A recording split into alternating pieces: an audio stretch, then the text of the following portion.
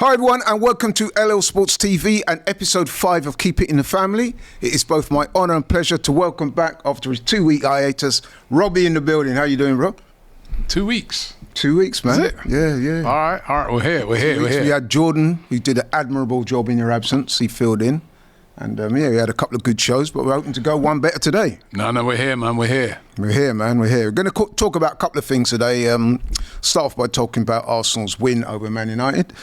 We will then move on to talk a little bit about the title race and then finish off with Arsenal's game against Fulham. You okay with that? I'm good, man. I'll talk Arsenal all day long.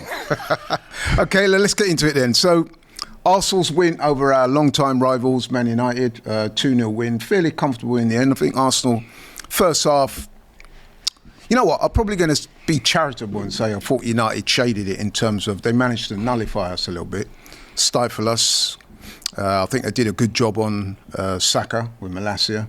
I thought they kept Odegaard pretty quiet and they kind of limited us to a couple of shots. I think we only had 3 shots on goal in the first half. So there's not many teams that have come to the Emirates and done that. But I think come the second half now, they kind of ran out of steam and Arsenal picked up their levels. And I think we were deserved winners, courtesy of 2 goals from set pieces. People's calling us set piece FC and, you know what I mean, glorified Stoke and all that. What do you make of the game? Well, listen, we deserved to win the game. We should have won the game by more. You know what I mean? Yeah. Look how many chances we missed in the first half. We should have been 1-0 up on Thomas Partey. Missed an easy header. You know, I thought United, they came and put on a low block. People talk about 3 at the back. It was more like a 5 at the back. Do you think so? No? Yeah, I did. I thought they put on a low block. You're being a bit harsh here, man. They had a lot of possession of the ball, Manchester United. We kind of stood off them, which I was kind of like, we're showing them a bit too much respect. But they didn't really get into our half, did they? I mean, I remember seeing a stat, Rasmus Højlund, no touches in the Arsenal box. So they didn't really threaten. They didn't really. Yeah, but they had a bit of control in the passing. I think in the second half now, you know, obviously the manager got stuck into Arsenal at half time, and in the second half, you know, Arsenal came out and started, you know, being a lot more aggressive in their play, and you know, yeah, I think we quickened the tempo. Yeah, and then you know, dominated the game really. You know what I mean? We had 13 corners. They had none. You know, that just shows you the level of dominance that we had in the game. And, you know, from the 2 set pieces, the set piece delivery all night long was absolutely brilliant. We scored 2 great goals from there. But we should really have had more goals. I think Saka should have had 1 from open play.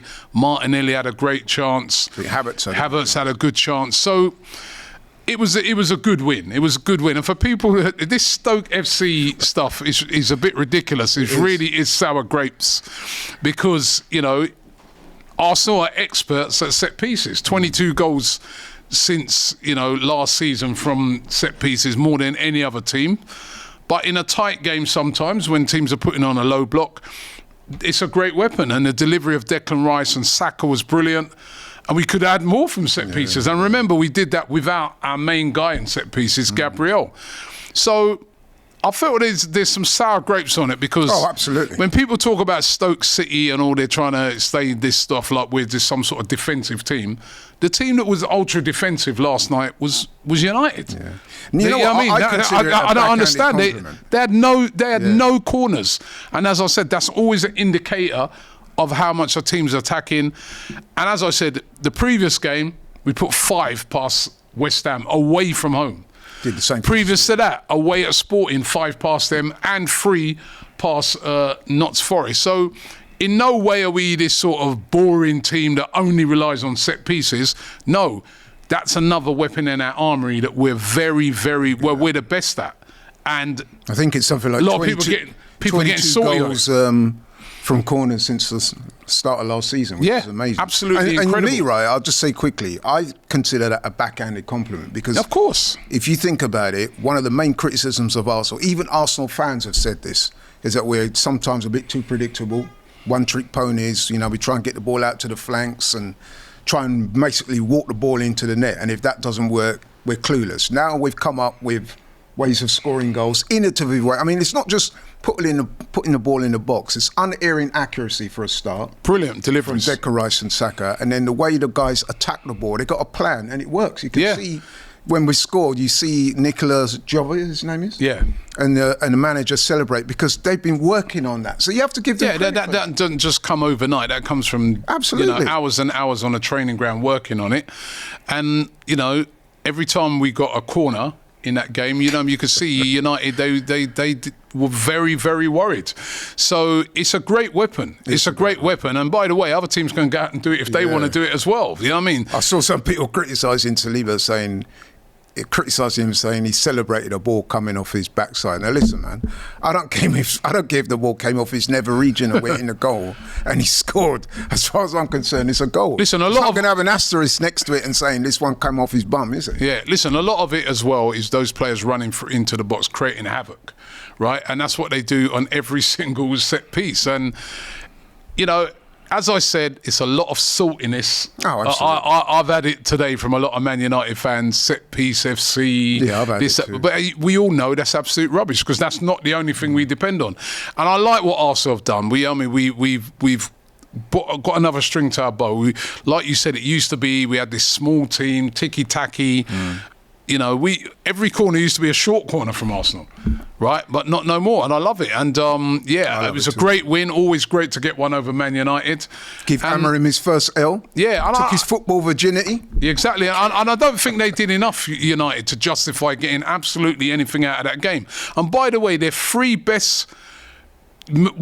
only moves I can remember them trying to score a goal, all came from set pieces. Yeah. The Rayart save, that was from a set piece. Yeah. The move that they did when Anthony ran around the back of the thing, that was a good move. That's a set piece. And the shot that Dallo had that he hit wide, that was a set piece. So what did they do from open play? I rest my case. Perfectly put. Now moving on. So Arsenal get the win.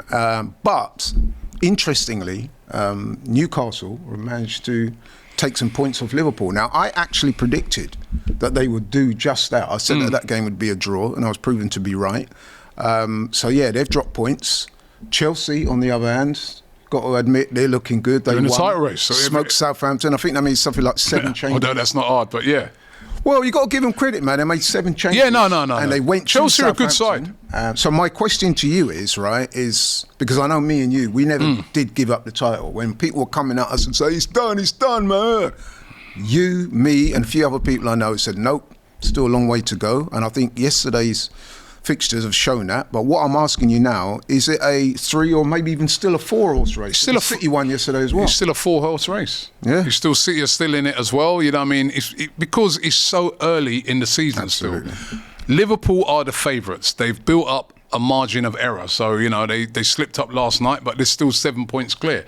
They are the favourites. And it's all on them, really, to win it now. You know what I mean? They're in a very, very strong position, right? However, it's early in the season, and both Arsenal, Chelsea, and Manchester City, still have a chance.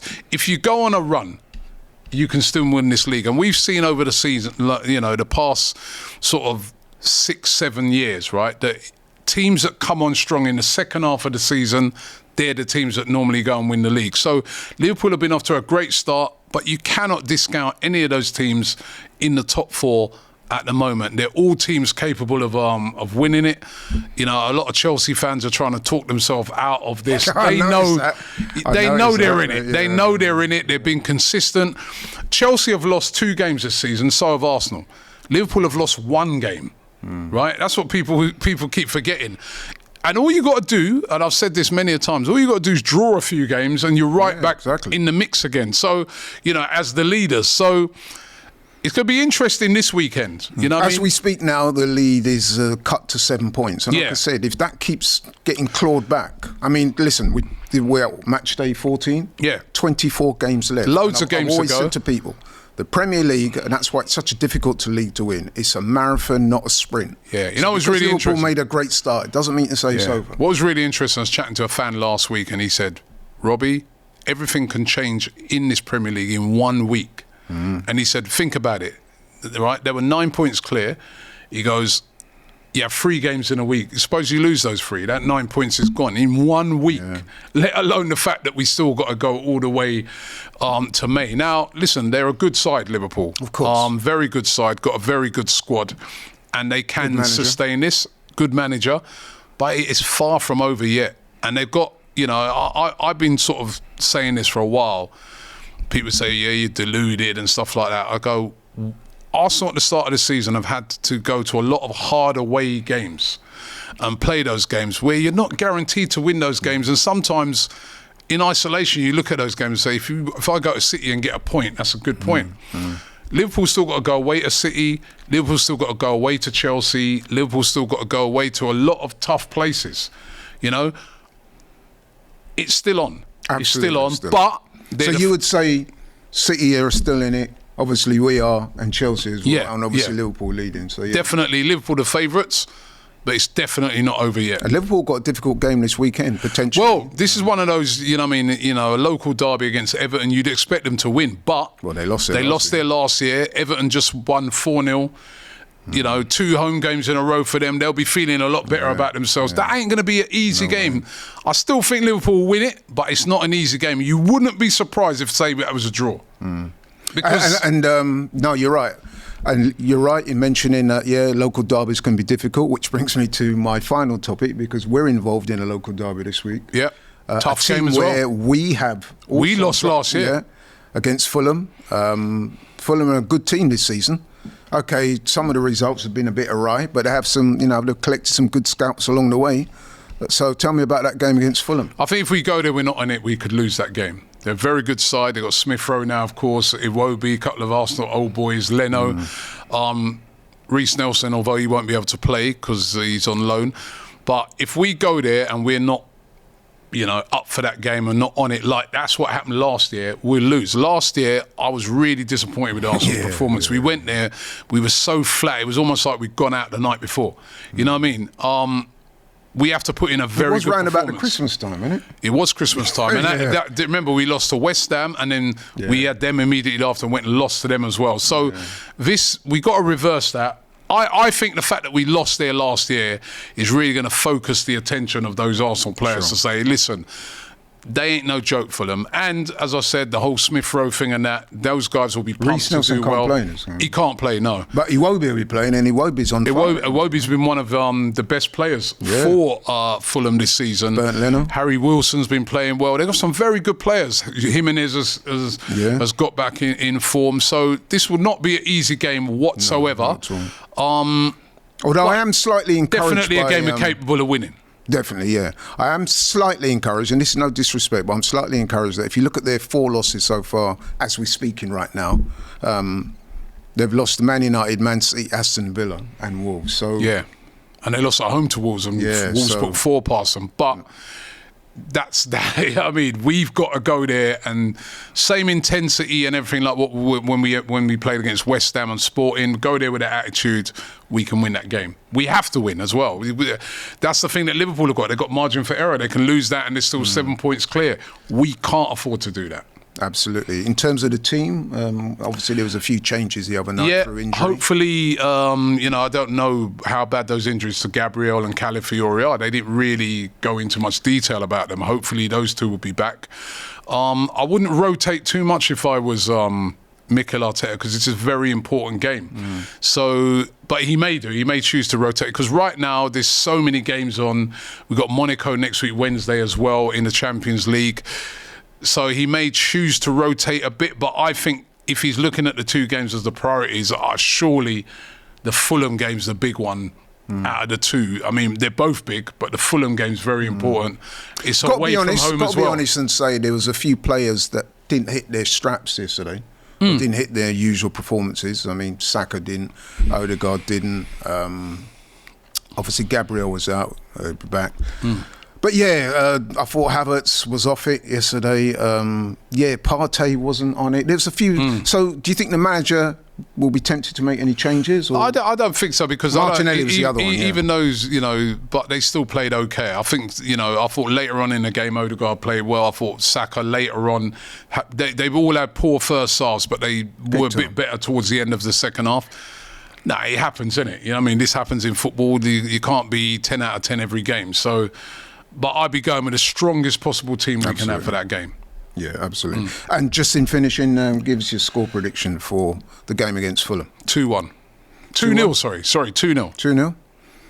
Yeah, I quite like that. You know, I think Fulham might get one. I'm going 2-1. Yeah, I think Fulham, because let's face it, they're going to be very motivated. Yeah. A couple of ex-Arsenal players in there are obviously going to want to turn in a London performance. derby. Yeah, absolutely. And they beat us last year, so they'll be confident. So they will be. But yeah, listen, man, that's all we've got time for today. Thanks so much for Robbie for sparing his time coming on. I know you've been very busy, but it's also good. Always good to have him on the show. Thank you guys as well for supporting LL Sports TV. If you're new here, please like, share and subscribe. Plenty more stuff coming from this channel. We've got football, boxing, do the odd bit of MMA as well. So we're trying to do all sorts of things. But keep them locked and loaded on LL Sports TV, and I'll catch you on the next one. We're out.